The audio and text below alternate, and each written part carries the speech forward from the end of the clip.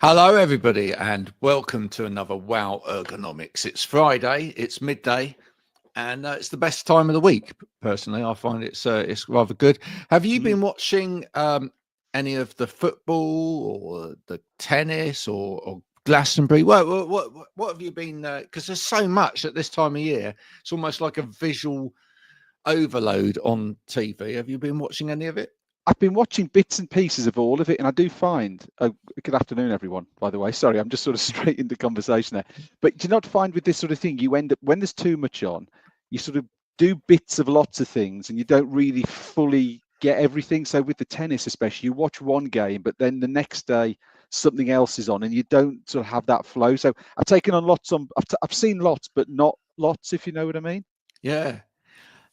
Life must be just so much faster. I remember years in the past where I just watched Mm, a load of Wimbledon or yeah. whatever, and had the time to sit and watch several and now it's just like it's almost like the only way to watch anything these days is you Mm, watch like a couple of points or a game yeah. on Instagram Yes. and you go, yeah, I've seen that game. It's like, no, you haven't. You've seen like two One shot points. out of 500 or something like I that. know, I Yeah, know. But it feels like that's the only way to keep up with it all is just to watch these little moments. yeah. Same with Glastonbury and whatever. It's hard. It's really hard. But this is the problem when you make things accessible. I was going to say too accessible. It can't be too accessible. It's accessible. Previously, you used to just hear it. Used to, I mean, literally hear about Glastonbury, didn't you? You didn't see it. It wasn't streamed. You maybe picked up bits and pieces that Radio One pushed out the following week, Mhm. but you never had the opportunity to sort of fully get into sort of 4 or 5 days or 4 days of the whole thing. You never had that chance. You think of the tennis as well as an example. You only really ever saw two matches because if you Yeah. think BBC One used to have a match on, and then if you wanted to, you could flick over to BBC Two. Now it's like you can watch flipping everything and all the highlights from all the games you've missed. So it's great, but actually, does it mean that like I almost me as the example, we we sort of watch or see lots, but we just don't take it on. We don't take it on board because we're just watching. It's a broad amount of content, but we're watching it in no depth. Mm. Do you know what I mean? It's almost I like to bring that back into the whole working sphere all mm, the time because I just feel like that is the problem with work for a lot of people and a lot of companies. I really do. I just feel like we're throwing so much on people's plates and putting so many things across their screen mm.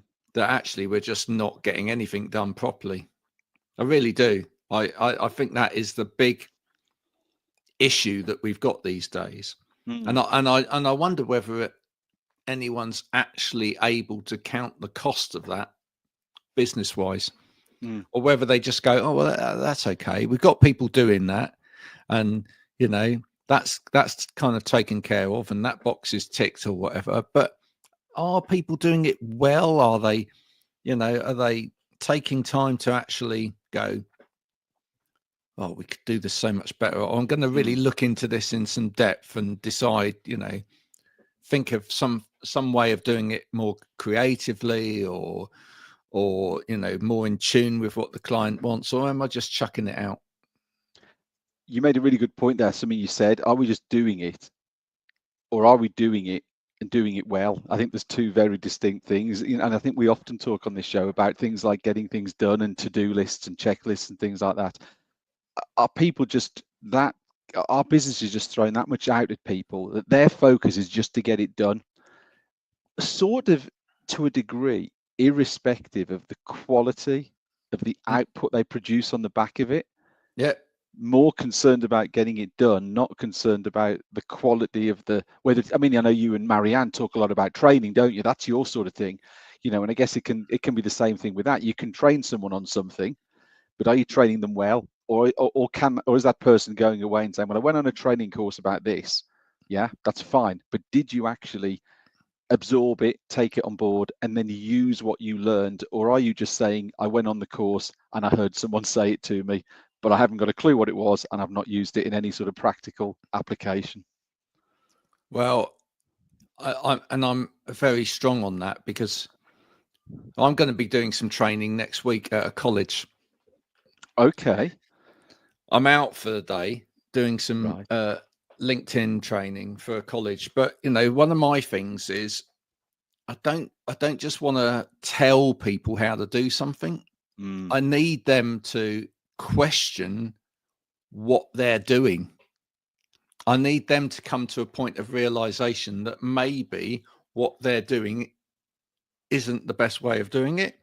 And I need them to be part of the solution in terms of what they're going to do to make that better.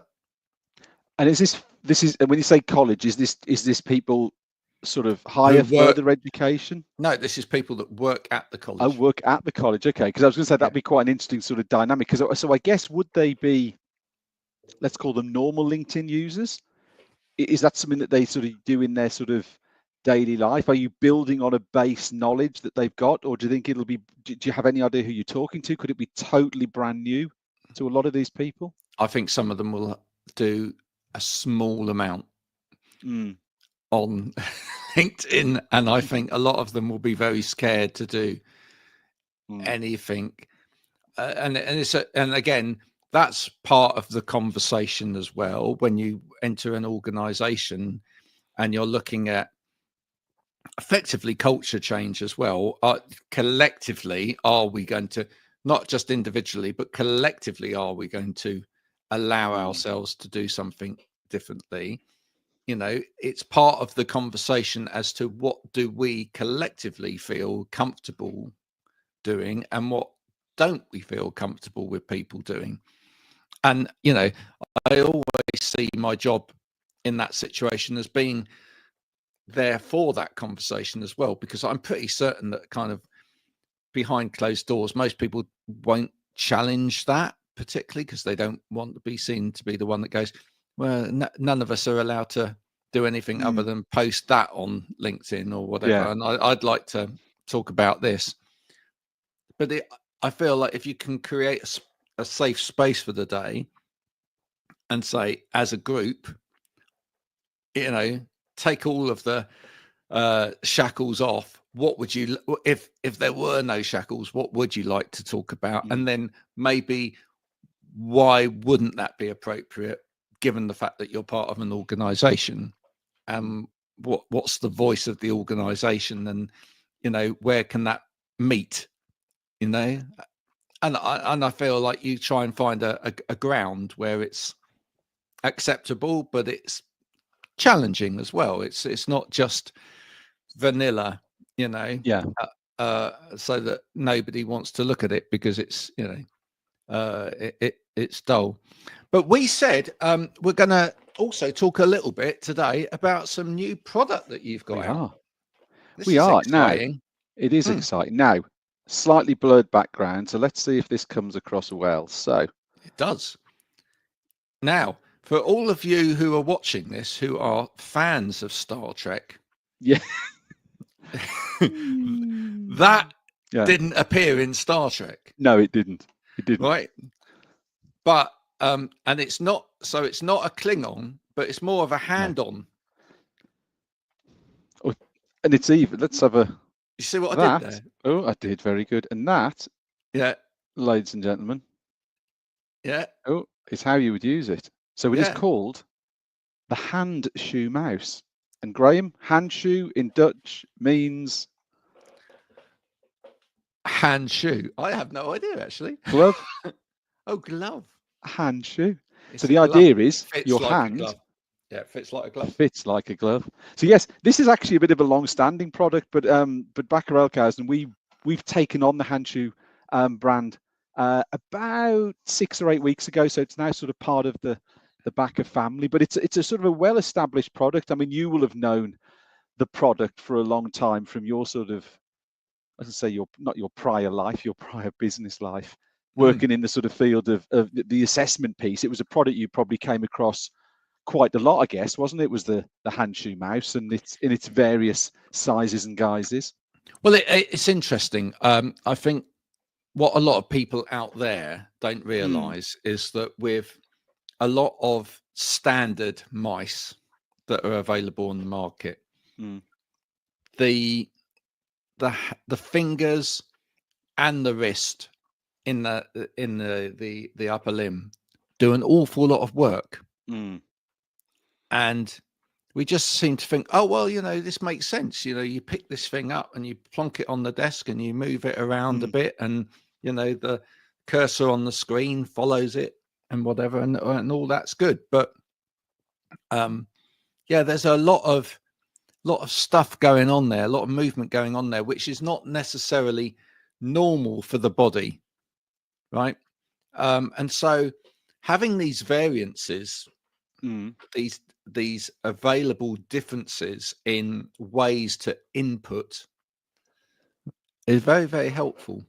And what you've got there is you've got a device where, as you say, that the hand and therefore the wrist stay in a very flat, neutral position. There's very little. You're moving your arm in order to move that mouse. You're not You're not doing this with your wrist a million times a day, And I've done a lot of training over the last few weeks with people in the who sort of go out in the further education sector, sort of educating, or not sort of re-educating them, or sort of refreshing them on the sort of the products that are out there. And things like this, these sort of speciality products, you have to keep talking about them so more people know and understand them, because there will be lots of people out there where this is probably a perfect product, and it's just making sure the people who are seeing them and assessing them are aware of what's out there.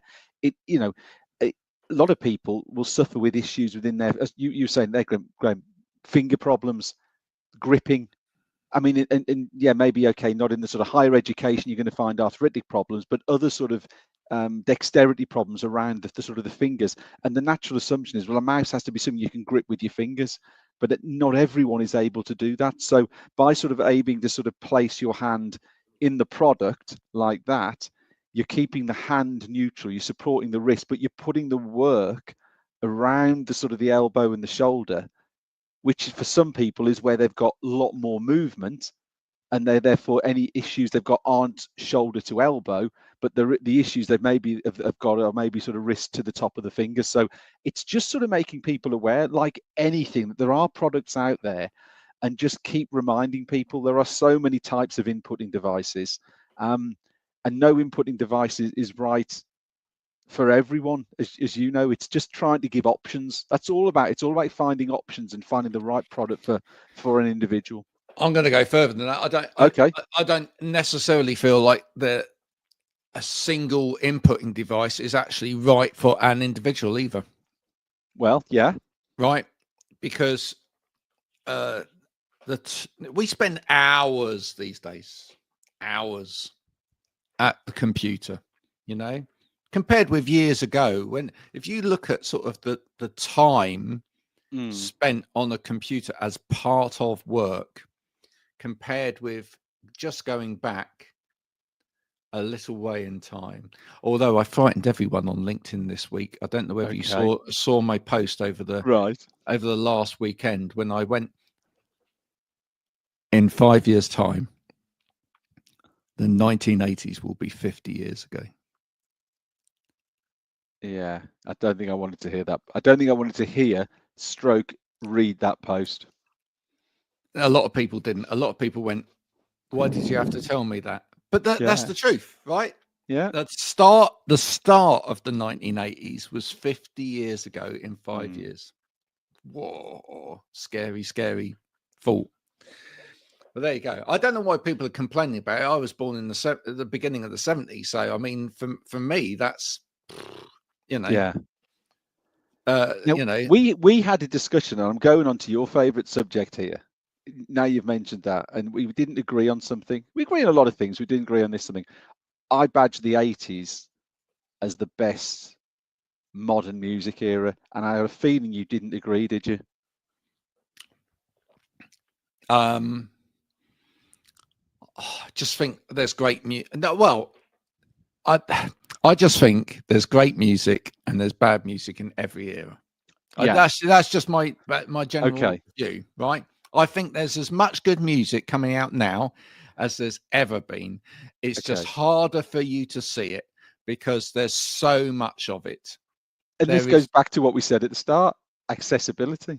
yeah, absolutely so much of it, Mm. but and therefore it gets more confusing. Now we can bring this back over into the mice.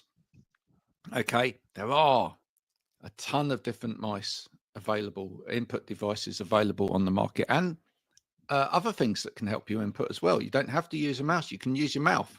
You can Yep. talk into a computer, so you don't necessarily Mhm. have to, mouse all day long. But going back to what I was saying, I don't think there's necessarily a correct thing for anybody because the amount of time we're spending at a computer is increasing. So back in the 1980s, right, the amount of time anyone would have spent at a computer, and there are very few people that were spending all day at a computer. Yeah. Right.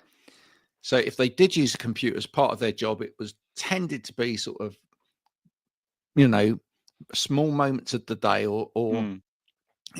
we started to get in the early 90s, we started to get people taking out a laptop and maybe doing a PowerPoint presentation, and then maybe looking at the odd spreadsheet or maybe putting a little bit of stock on, but then they would go off and do something else. Right now, people literally have jobs where they literally spend, like me, all day on a computer every single day. Right. That used to be just programmers. Now it's loads of people. All of So us. Most so of we're us. so we're spending inordinate amounts of our lives doing this computer work, and therefore, adopting different things for different tasks and variants within that is going to be helpful, right? So if we're holding on to the same mouse all day long, using it for every single task, that isn't necessarily the best thing. I'm going to tell you now, I have on my desk at the moment, I have 4 different input devices. Okay. Yeah. And actually, I have spaces for them as well, so I can move them in and out of play as and when needed. And I use them in variants because for some tasks, some things are more comfortable. For Yeah. other tasks, other things are more comfortable. Right. But that's good that you can recognize that and you've identified that and you've done something about it. Not everyone has the ability to, maybe because of directives that come from their employer, is they are told that is what you've got, and hey, Joe, crack on with it. Get on with it. Mm. And here's where we come into the beautiful conversation about price. Mhm. Okay, so folks, you're sitting there, and I know some of you are thinking, but why are these specialist mice and specialist input devices and whatever so expensive? Why, I can go down there, I can buy a standard mouse for X amount of money. I Yeah. can go on Amazon, I can get one, other online shopping stores Yeah. are Are kind of currently available. available. Yeah. But we use the smiley face one because everybody knows about it. And here's the thing. The reason that standard cheap Dilla mouse is so cheap is because they're mass produced, right? And that's what's Correct. given out with everything, right? Mhm. It's almost like a freebie. Actually, it's given out with a lot of kit Mm. as a kind of, there's a starter for 10. Does it Yeah. mean to say it's the best thing that's available for you? No, right? And so I think what you've got to look at is, you can always go down to the cheapest, right, with anything, right? But you've got to look at how much time you are spending with these Mm. things, right?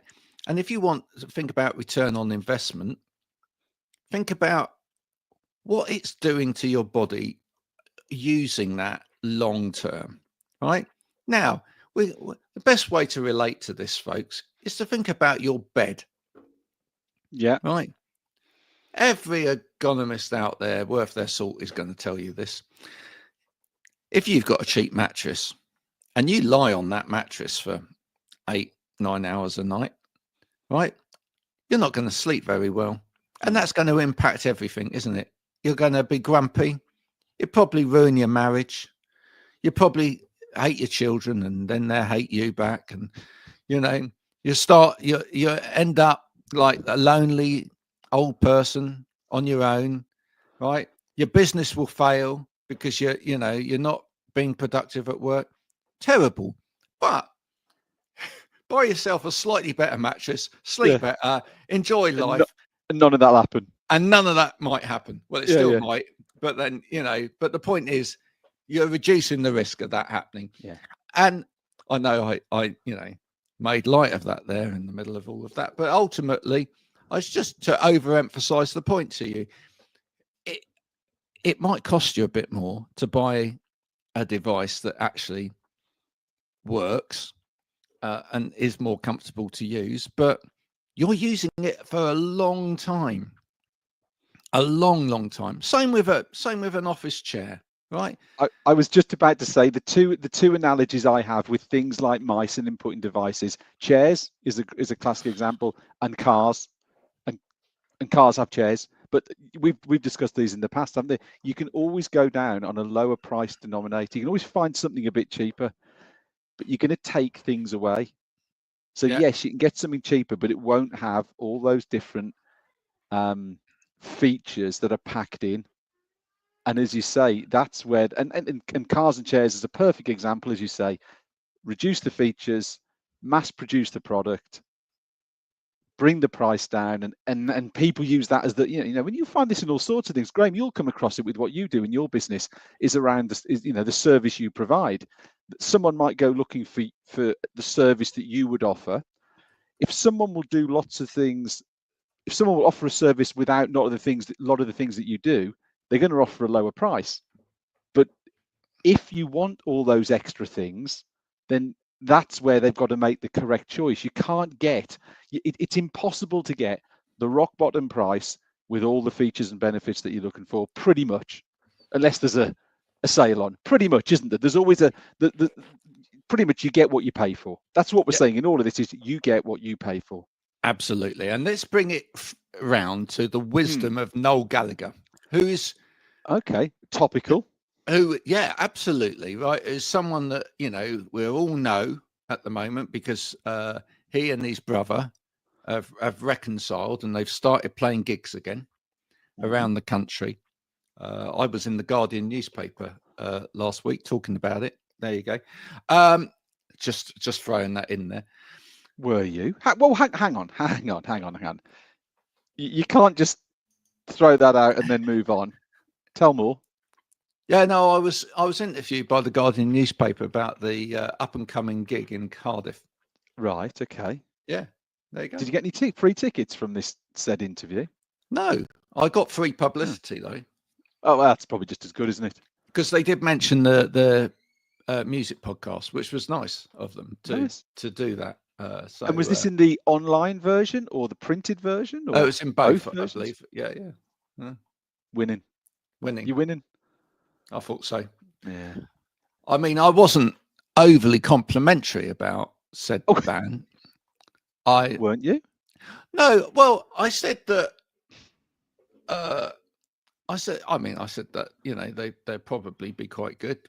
And it probably maybe. But definitely maybe, or probably maybe. Yeah.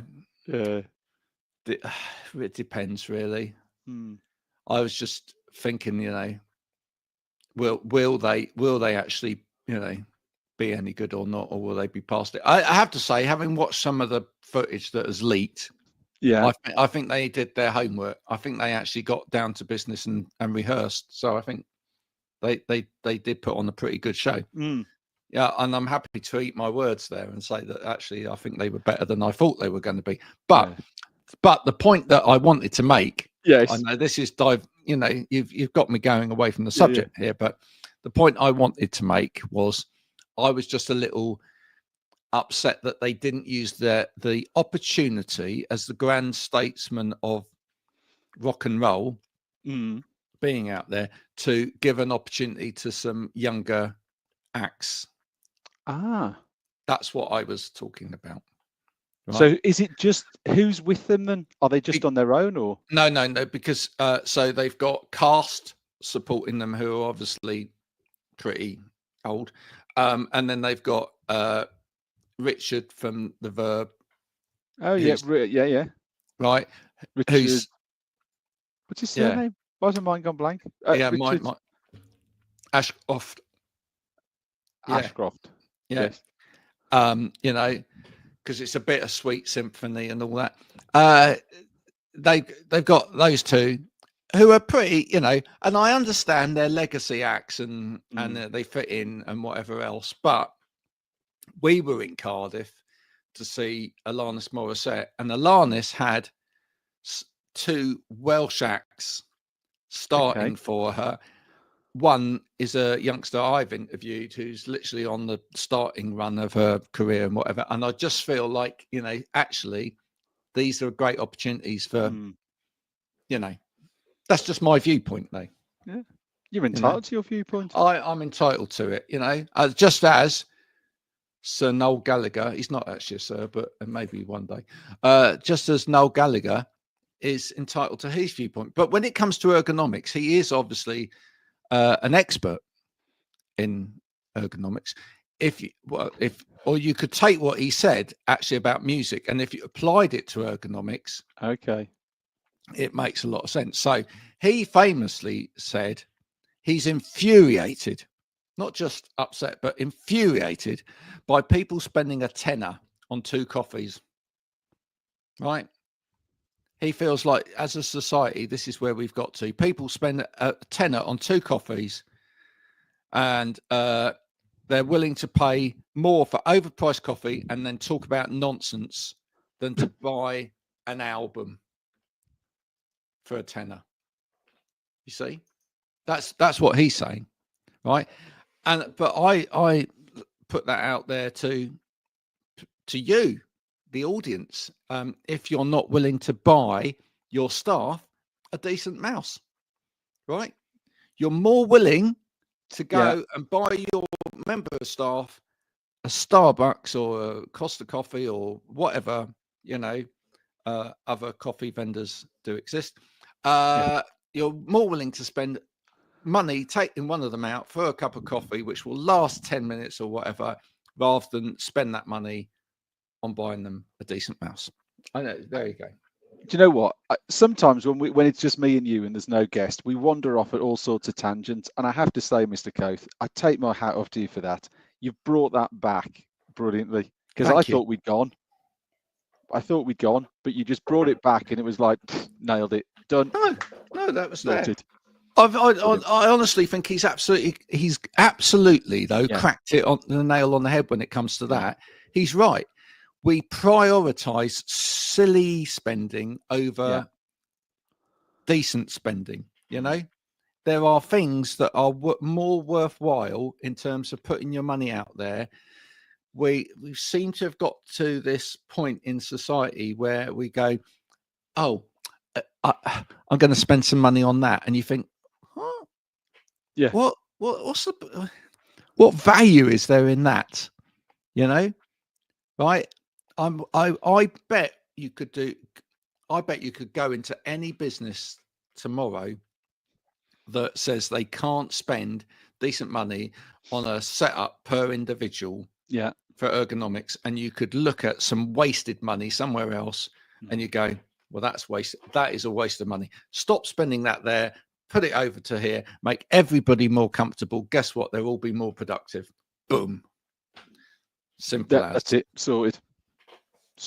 It really is. So if you're listening to this and you are a CEO of a big company or whatever, just stop it. Stop spending money on that, the waste of money thing, and spend it on this. Spend it on that instead. That'd be great. Not this, not that. That's what we're saying. Yeah. This, not that. Yeah.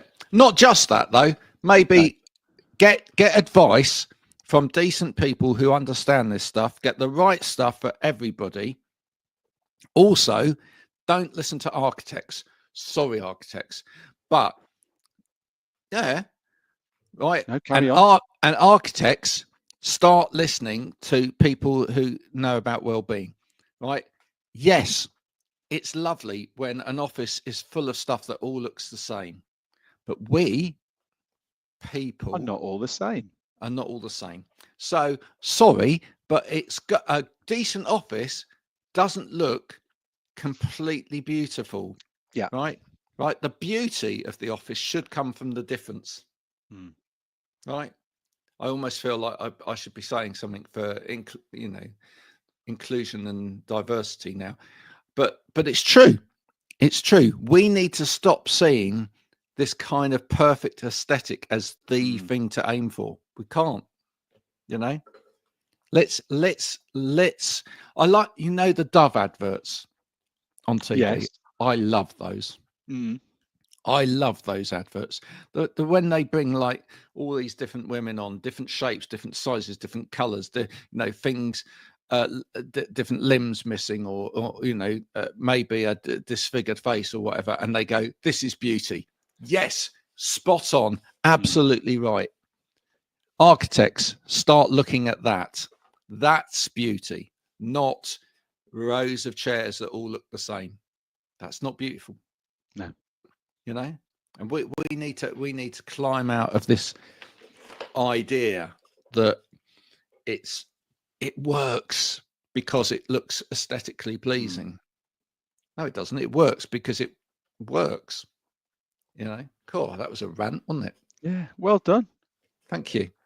I've missed it. We haven't done a show with just the two of us before. It ends up as sort of a nice rant and lots of tangents, and then it all comes back together, and it just works.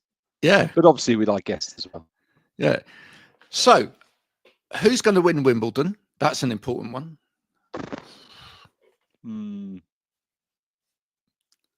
Your man from Spain's got to be the favourite.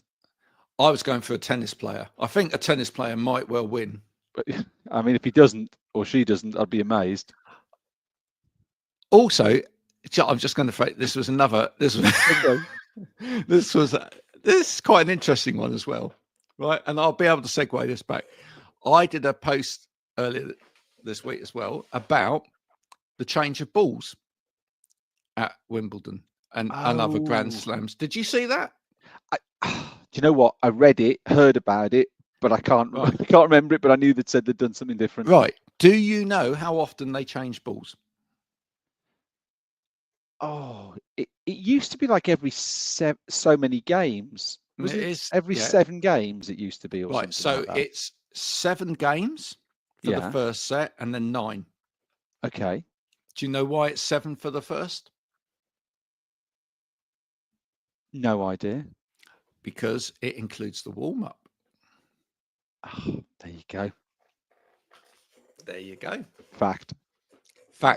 Factoid. You're never going to forget that now. Once we've done it, you're never going to forget it. Yeah. But it's an interesting thing. So that's what they do at these Grand Slams, etc. They change balls after 7, including the warm up. Okay. And then every 9. Why? Right. Why do they do it?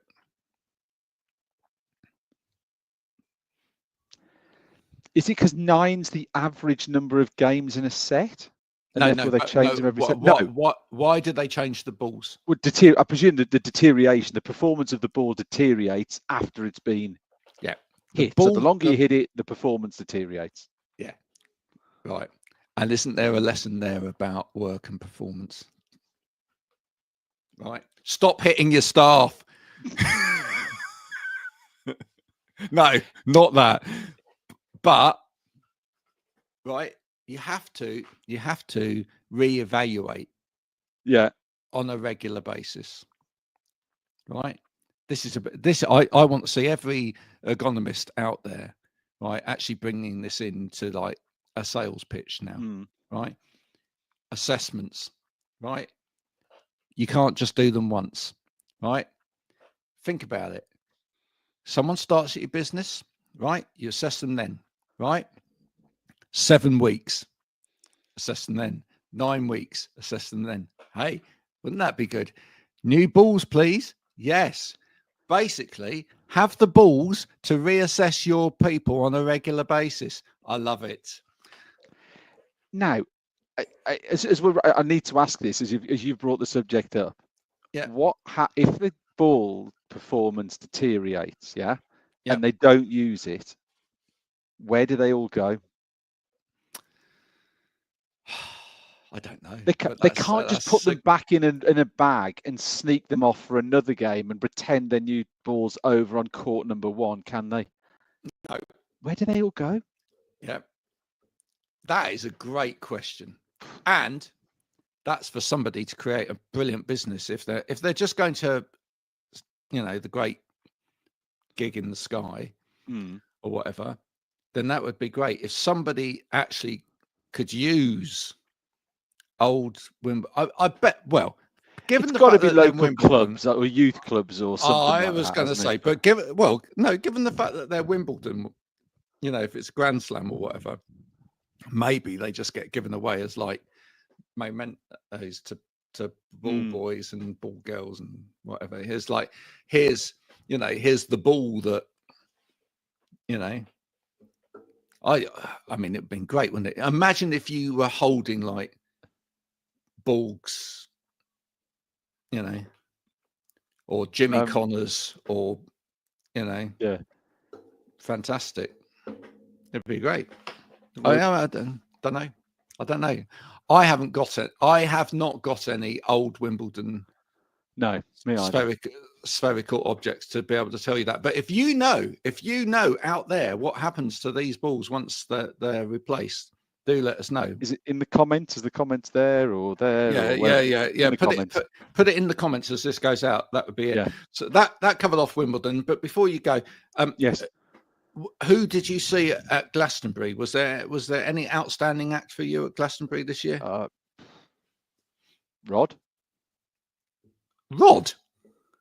I thought he looked as though he just about survived. Did you see the fact he forgot the words at one point?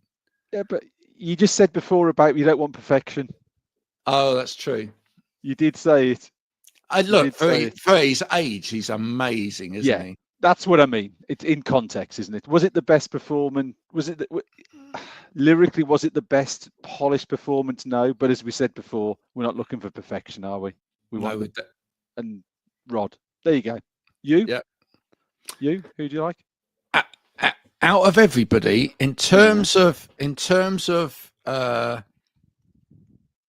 I was glad to see Lewis Capaldi get back up there and finish what he couldn't start, and I think that's a great it is message for anybody that's going through any kind of mental health issue, etc., which is that get the help that you need, be real about it, be honest about it, and come back when you're ready. Come back when you're ready. Hey, businesses, you could learn a thing or two there, couldn't you? But other than that, in terms of message, I thought Self-Esteem's set was great in terms of that, a message about sort of women and empowerment and liberation and stuff. I thought that was great. But overall, in terms of message, because I'm all about the message, I think that's important. I thought Ezra Collective did it best, right?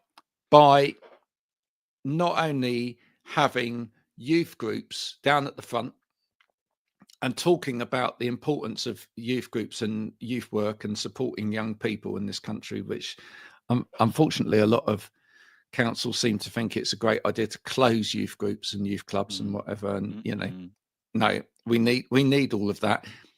But then to highlight the whole point, they then had a whole youth group up on stage for the last song, and they chose a young lady from a youth group to sing it. No pressure. But she absolutely nailed it. Yeah.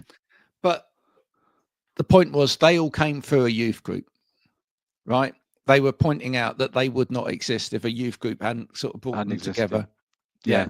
And, I just felt that was an incredibly strong platform and an incredibly strong message. We need to support young people. So that was brilliant.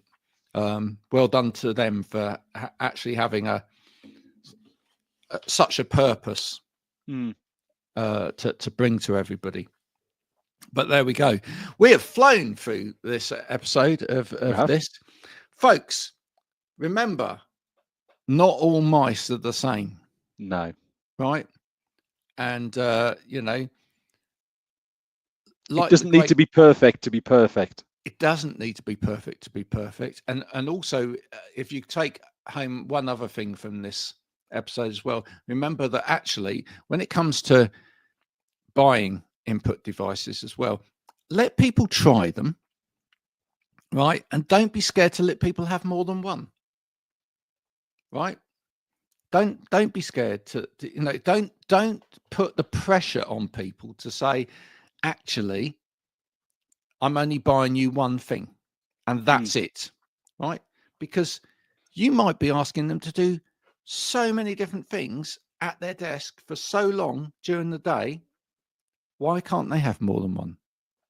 In the grand scheme of things, it's a small amount of money, such a small amount of money Yeah, I agree. to buy them the things that they actually need to do the job properly. And, you know, it's tiny. The weird thing is, you wouldn't see that. You wouldn't actually see it. Going back to Noel's point, you wouldn't actually see it if that was a different type of work. No. Right? Can you imagine going to a farmer and saying, you can't have a tractor like that costs £150,000. You've got to use this, which, like this old tractor, which costs 30 grand. They'd be like, well, how am I going to get all these fields ploughed in that time and whatever? And they'd be like, I don't know, but just get on with it. Yeah. You know, it's just daft. But that's the thing. We almost don't see the value of these things for the work that they actually produce. We don't. We need to start thinking like, you know, we want top quality work coming out here. Give people time, give people the right things. You'll soon see an increase in productivity. 100%. There we go. We have set the world right today, folks. Done. And, you know, we can now all be supersonic in our work effort. Some might say anyway, yeah. Like a champagne supernova in the sky. We will all go out there and work a lot better this next week. Oh, it's a wonder why we do this at all. Right, we will be back in 2 weeks from now. Well, we might not. We might get cancelled after this last link. So no, it's all good. It's all good. It's all good. We'll be back in 2 weeks. Look after yourselves out there, Yes. and if you need any more information about any of the things that we've talked about today, do get in touch with us via LinkedIn or whatever else as well. We'd be happy to put you in touch with experts that know about these things. And it'll be an absolute pleasure. Until then, bye for now.